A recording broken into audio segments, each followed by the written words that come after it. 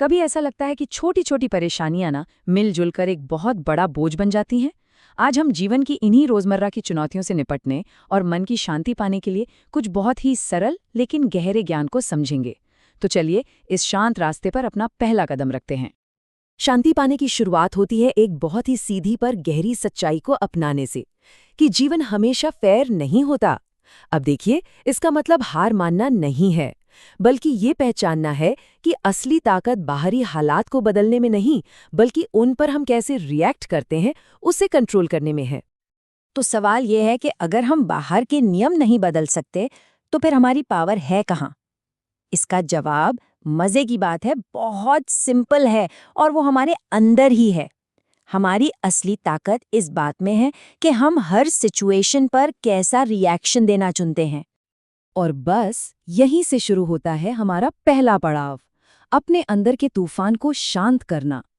इससे पहले कि हम बाहरी दुनिया से डील करें, हमें अपने मन की शांति के लिए एक मजबूत नींव बनानी होगी। हमारा दिमाग एक बहुत पावरफुल चीज है, लेकिन कभी-कभी यह हमारे खिलाफ ही काम करने लगता है। एक छोटा सा ख्याल, जैसे अरे मुझे देर हो जाएगी, तेजी से एक बड़े से पहाड़ में बदल सकता है। जैसे मेरी नौकरी चली जाएगी, मेरा करियर खत्म। इसी को चिंता का स्नोबॉल इफेक्ट कहते हैं। तो इस दिमागी स्नोबॉल को रोकें कैसे? यहाँ 3 आसान से स्टेप्स हैं। पहला, अवेयरनेस।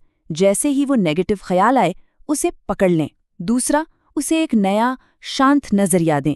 और तीसरा, खुद को याद दिलाएं कि ज्यादातर परेशानियां कोई लाइफ एंड डेथ सिचुएशन नहीं होती। चलिए अब मन की शांति के लिए 2 कमाल की सोच अपनाते हैं। गिलास को पहले से टूटा हुआ देखना हमें सिखाता है कि चीजें हमेशा नहीं रहती हैं। इससे हम आज अभी उनकी ज्यादा कद्र करते हैं। और गेंद न पकड़ना, इसका मतलब है कि हम दूसरों के ड्रामे या नेगेटिविटी में शामिल न होने का ऑप्शन चुन सकते हैं। ये एक बहुत पावरफुल चॉइस है। ये लाइन बहुत गहरी है। मतलब हम नौकरी बदल सकते हैं, शहर बदल सकते हैं, लेकिन जब तक हम अपनी अंदर की दुनिया पर काम नहीं करते, हमारी पुरानी परेशानियां और आदतें हमारे साथ ही चलती हैं। असली बदलाव तो अंदर से ही शुरू होता है। तो एक बार जब हम अपने अंदर शांति बना लेते हैं ना, तो अगला कदम होता है इससे बाहर की तरफ फैलाना। और यहीं हम आते हैं अपने दूसरे पड़ाव पर, मजबूत रिश्ते। देखते हैं कि हम अपनी शांति को दूसरों तक कैसे पहुंचा सकते हैं। बेहतर रिश्तों के लिए एक कॉन्सेप्ट समझना बहुत जरूरी है, जिसे कहते हैं अलग अलग हकीकतें। इसका मतलब सीधा सा है कि किसी घटना का हमारा एक्सपीरियंस ही अकेला सच नहीं है। दूसरे लोग अपने अनुभवों के हिसाब से उसी घटना को बिल्कुल अलग तरह से महसूस कर सकते हैं। और ये समझ हमें बात करने के तरीके में एक बहुत बड़ा बदलाव लाने का मौका देती है। सिर्फ अपनी बात मनवाने की कोशिश करने की जगह, क्या हो अगर हम पहले दूसरे इंसान का नजरिया समझने पर ध्यान दें। एक रास्ता बहस की तरफ जाता है, तो दूसरा गहरे कनेक्शन की तरफ। और एक अच्छा सुनने वाला बनना कुछ सिंपल आदतों से शुरू होता है। बोलने से पहले एक गहरी सांस लें, किसी को बीच में इंटरप्ट ना करें, और सबसे जरूरी, भले ही हम उनसे सहमत ना हों, उनकी बातों में सच्चाई का एक छोटा सा अंश खोजने की कोशिश करें। एक छोटी सी आदत जो रिश्तों में जादू कर सकती है। हर दिन बस एक इंसान को बताइए कि आप सच में उनकी किस बात की सराहना करते हैं। ये एक छोटा सा कदम है, पर इसका असर बहुत बड़ा होता है। यहाँ करुणा यानी कंपैशन जगाने की एक कमाल की टेक्निक है। जब कोई बचकाना बर्ताव करे तो उसे एक छोटे बच्चे की तरह देखें।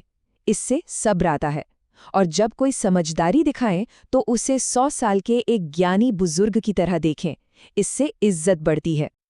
तो अंदर की शांति और मजबूत रिश्तों के साथ अब हम अपने आखिरी पड़ाव के लिए तैयार हैं, जीवन की मुश्किलों का ग्रेस के साथ सामना करना।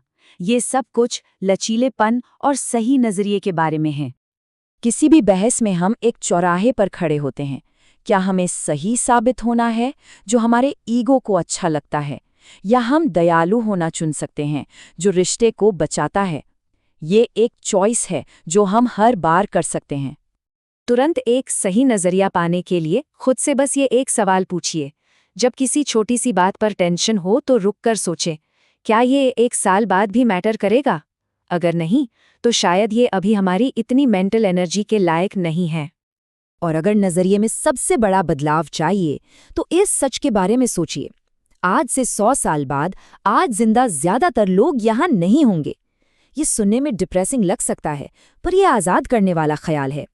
ये हमारी आज की प्रॉब्लम्स को बहुत छोटा बना देता है। यही बड़ा नज़रिया हमें ये आज़ादी भी देता है कि हम कामयाबी का मतलब खुद तय करें। सिर्फ करियर की बड़ी बड़ी अचीवमेंट्स के बजाय क्या हो अगर हम किसी दोस्त की मदद करने, कोई नई स्किल सीखने या बस अपना ख्याल रखने को भी उतनी ही बड़ी जीत माने। ये बदलाव रोज की जिंदगी में खुशी लाता है। आखिर में ये सब कुछ चुनौतियों को एक नए चश्मे से देखने के बारे में है।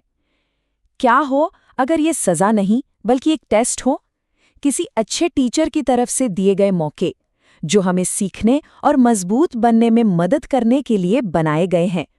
तो हमने अंदर की शांति, रिश्तों और जीवन के नज़रिए पर बात की। अब वो एक कौन सी प्रैक्टिस है जो इन सब को एक साथ बांधती है? इसका जवाब इस एक ताकतवर और सीधे से सच में छिपा है। हमारी आदतें सिर्फ वो नहीं हैं जो हम करते हैं, हमारी रोज की प्रैक्टिस ही ये तय करती है कि हम कौन हैं और कौन बनेंगे। जरा सोचिए इसके बारे में। हम जितनी ज्यादा शिकायत करने की प्रैक्टिस करते हैं, हम उतने ही बेहतर शिकायती बन जाते हैं। हम जितनी ज्यादा शुक्रगुजारी की प्रैक्टिस करते हैं, हम उतने ही ज्यादा शुक्रगुजार बन जाते हैं। ये इंसान के स्वभाव का एक सीधा सा पक्का नियम है।